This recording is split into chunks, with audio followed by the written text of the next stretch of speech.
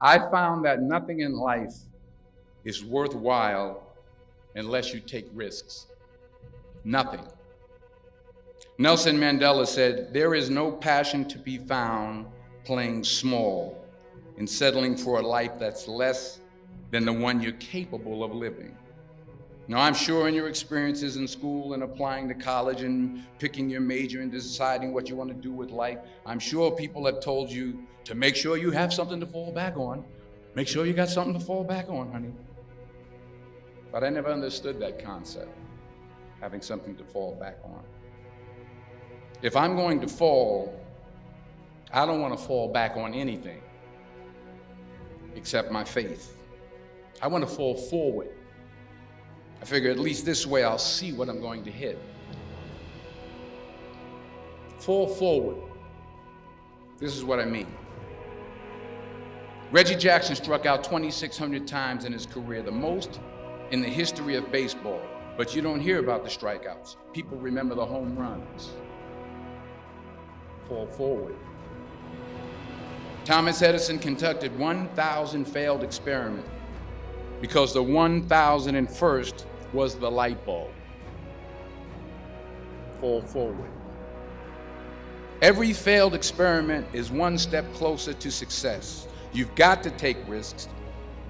You will fail at some point in your life. Accept it. You will lose. You will embarrass yourself. You will suck at something.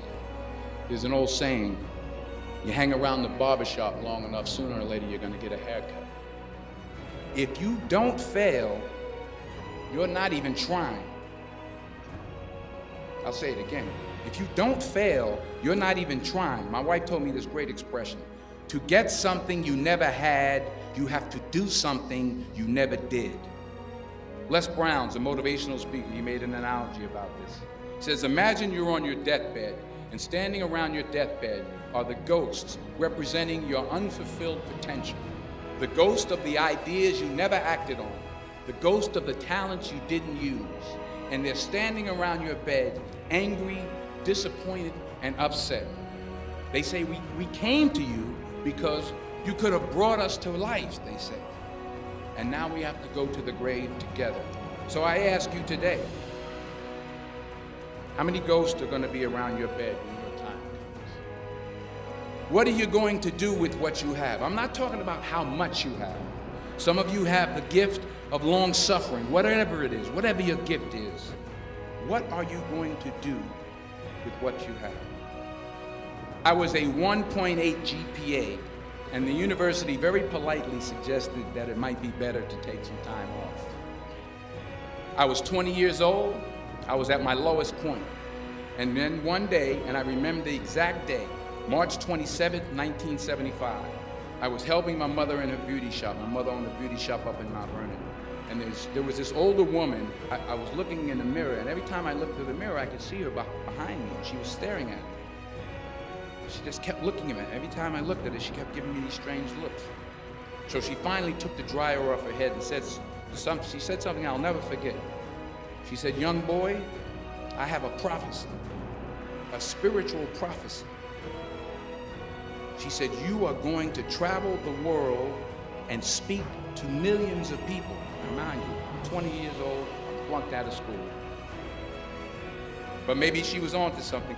And in the years that followed, just as that woman prophesied, I have traveled the world and I have spoken to millions of people. Because taking risk is not just about going for a job. It's also about knowing what you know and what you don't know. It's about being open to people and to ideas. To not only take risks, but to be open to life, to accept new views, and to be open to new opinions. While it may be frightening, it will also be rewarding.